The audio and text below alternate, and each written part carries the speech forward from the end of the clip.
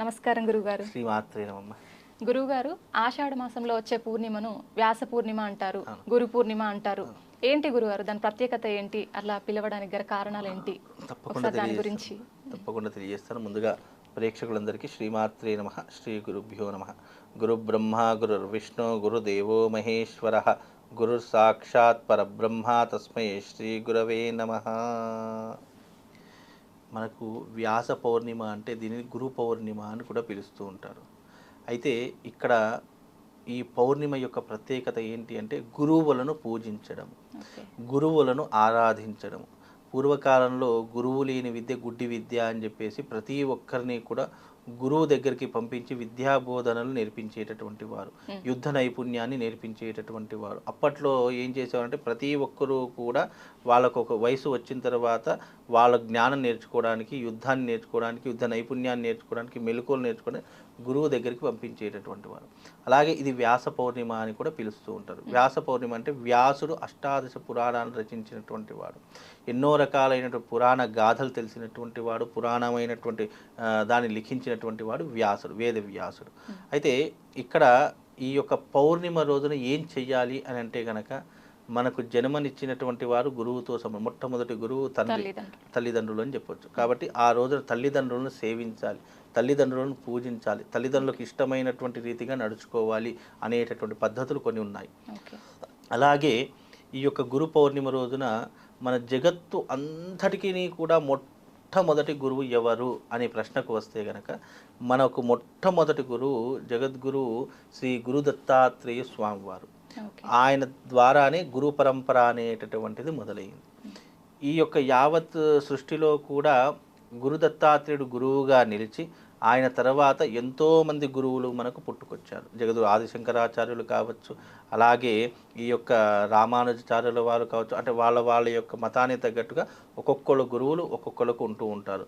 ఇప్పుడు వైష్ణవులకు రామానుజాచార్యులు, అలాగే శైవులకు జగద్గురు ఆదిశంకరాచార్యులు అని చెప్పేసి ఇలా, అలాగే మధ్వాచార్యుల వారు కూడా ఉన్నారు, అలాగే రాఘవేంద్ర స్వామి వారు ఉన్నారు. ఇలా గురువులు ఎంతోమందిగా మనం పూజిస్తూ వస్తున్నాం. అంటే ఇక్కడ ఈ వ్యాస పౌర్ణిమ అంటే గురువులకు అంకితం చేయబడినది అని అర్థము. ఆ రోజున ప్రతి ఒక్కరి జీవితంలో ఒక్కొక్క గురువు ఉంటారమ్మా. అంటే ఆ గురువులు నానా రకాలుగా ఉంటారు.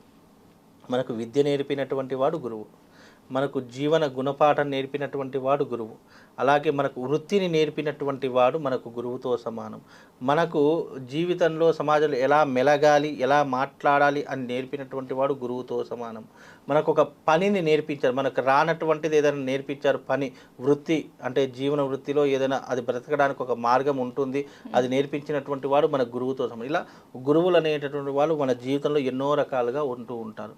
అలాంటి గురువులను సేవించేటటువంటి రోజుగా కూడా ఇప్పుడు Mother's Day, Father's Day, Lovers Day, ఇట్లా ఎలాగైతే ప్రతి ఒక్క దానికి ఒక డే ఇచ్చారో అలాగే గురువుని పూజించడానికి కూడా ఈ యొక్క వ్యాస పౌర్ణిమ అనేటటువంటిది అందించడం జరిగింది. అయితే ఈ గురు పౌర్ణిమ రోజున మనం చేయవలసింది ఏంటి అంటే విష్ణుమూర్తిని ఆరాధన చేసుకోవడం. ఇదంతా కూడా విష్ణుమూర్తికి అంకితం చేయబడిన మాసం కాబట్టి ఈ యొక్క పౌర్ణిమ రోజున చాలామంది చేసుకునేటటువంటిది ఏంటంటే సత్యనారాయణ స్వామి వ్రతాలు ఎక్కువగా ఆచరిస్తూ ఉంటారు. ఈ యొక్క ఆషాఢ పౌర్ణిమ వచ్చిందంటే, గురు పౌర్ణిమ వచ్చిందంటే గురువులను పూజిస్తూ ఉంటారు చాలామంది. కొన్ని స్కూళ్ళల్లో కూడా మనం చూస్తూ ఉంటాము. ఆ రోజు గురువుల డే కాబట్టి పిల్లలందరూ కూడా ఉపాధ్యాయులుగా డ్రామా వేసేసి ఆ రోజున స్కూల్లో అప్పట్లో మా కాలంలో చెప్పేటటువంటి వారు మొన్న రీసెంట్లీ ఆ స్కూల్కి వెళ్తే కూడా అలాంటి రోజులు గుర్తుకొచ్చాయి. అంటే ఇలాంటి రోజులు అంటే పిల్లలకు కూడా ఇది ఒక అవగాహన లాగా కూడా చేయడం జరిగింది.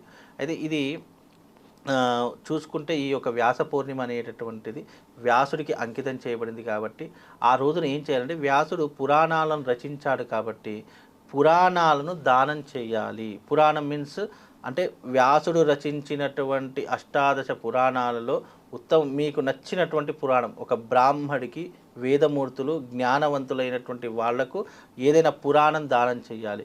భగవద్గీత కానివ్వండి, వాల్మీకి రామాయణం కానివ్వండి, లేదా బ్రహ్మ పురాణం కానివ్వండి, అగ్ని పురాణం కానివ్వండి, గరుడ పురాణం కానీ ఏదైనా సరే ఒక గ్రంథాన్ని ఎవరికైనా దానం ఇవ్వాలి ఆ రోజున. అలా దానం ఇవ్వడం ద్వారా మనకి ఎన్నో రకాలైనటువంటి పుణ్య ఫలితాలు కలుగుతాయి అని చెప్పేసి కూడా మనకు సనాతన ధర్మం తెలియజేసినటువంటి అంశం. అయితే ఇక్కడ ఆషాఢ పౌర్ణిమ కాబట్టి మనము మన జీవితంలో ఏదైనా కష్టం అనుభవిస్తున్నాము, బాధ అనుభవిస్తున్నాం, దుఃఖం అనుభవిస్తున్నాము అని అంటే కనుక ఎవరైనా దాని నుండి బయటపడాలి అని అనుకుంటే చేయవలసినటువంటి ఆరాధన గురించి, చేయవలసినటువంటి పద్ధతులు, నియమం గురించి, ఏ విధంగా ఏ భగవంతుని ఆరాధన చేస్తే మనం కష్టం నుంచి బయటపడతాము అనేటటువంటి అంశాన్ని తెలియజేసినటువంటి దాఖలాలు కూడా మనం పురాణ ప్రకారం చెప్పుకోవచ్చు. అయితే ఈ వ్యాస పౌర్ణిమ రోజు చంద్రుడు నిండుగా ఉంటూ ఉంటాడు. అయితే చంద్రుడు నిండుగా ఉన్నటువంటి సమయం సాయంకాల సమయం. ఈ సాయంకాలం అంటే కొద్దిగా చీకటి పడుతుంది, 7 దాటింది 8 దాటింది అంటే చంద్రుడు నిండుగా చాలా చక్కగా కనిపిస్తాడు. అలాంటి సమయంలో మీ ఇంట్లో శ్రీచక్రం ఉంటుంది. శ్రీచక్రార్చన కానీ, స్ఫటికం కానివ్వండి, పంచలోహం కానీ, వెండిది, బంగారు ఏదైనా సరే ఆ యొక్క మేరు శ్రీచక్రాన్ని తీసుకోవాలి. లేదంటే శ్రీచక్రం లేదండి అని అనుకుంటే కనుక శివలింగాన్ని తీసుకోవాలి. స్ఫటిక శివలింగమైనా సరే ఏదైనా సరే మీకు ఇంట్లో ఏది అవైలబుల్ ఉంటే ఆ లింగాన్ని కానీ ఆ శ్రీచక్రాన్ని కానీ లేదు 2 ఏకకాలంలో తీసుకొని ఆ రోజున చంద్రుడి యొక్క సంపూర్ణమైనటువంటి కిరణాలు ఎక్కడైతే పడుతున్నాయో మన ఇంట్లో కానీ లేదా ఇంటి టెర్రస్ మీద కానివ్వండి, లేదా మన ఇంట్లో గార్డెన్ ఏరియా ఉంది, లేదా ఖాళీ స్థలం ఉంది, అక్కడ చంద్రుడు మన నిండుగా కనిపిస్తున్నాడు అన్నటువంటి సమయంలో చక్కగా ఒక ఆసనం వేసుకోవాలా, లేదంటే ఒక పీట వేసుకొని చక్కగా ఆ రెండిటికి పాలతో అభిషేకం, కేవలం పాలతో, పచ్చి పాలతో అభిషేకం గనక చేస్తే నిజంగా దాని యొక్క పుణ్య ఫలితం ఎలా ఉంటుంది అంటే రోగాన్ని నాశనం చేస్తుంది, శత్రువులని నాశనం చేస్తుంది, అలాగే మనకున్నటువంటి ఆర్థికపరమైనటువంటి ఇబ్బందులను దూరం చేస్తుంది, ఇంట్లో ఏదైనా గొడవలున్నా వాటిని దూరం చేస్తుంది. ఇప్పుడు కొన్ని పర్టికులర్ డేస్ ఎలా ఉంటాయి అంటే అది ఉపయోగించుకుంటే మనకి ఏదైనా మంచి జరుగుతుంది అని ఏదైనా అనుకుంటే కనుక అది ఈ పర్టికులర్ డే అంటే ఇలాంటి కొన్ని తిథి, వార, నక్షత్ర, ముహూర్త, యోగ కరణాలు అన్నిటితో కూడుకున్నటువంటిది ఈ యొక్క ఆషాఢ పౌర్ణిమ. ఈ పౌర్ణిమ రోజున కనుక మీరు మీ ఇంట్లో గనక అలాంటి ప్రక్రియ గనక చేస్తే, ఇలాంటి క్రియ గనక చేస్తే తప్పకుండా వాళ్ళ జీవితంలో మార్పు అనేటటువంటిది వస్తుంది. అంత గొప్పనైనటువంటిది ఈ యొక్క ఆషాఢ పౌర్ణిమ. దీన్ని అందరూ వినియోగించుకుంటే బాగుంటుందమ్మా. ధన్యవాదాలు గురువుగారు. శ్రీమాత్రే నమః.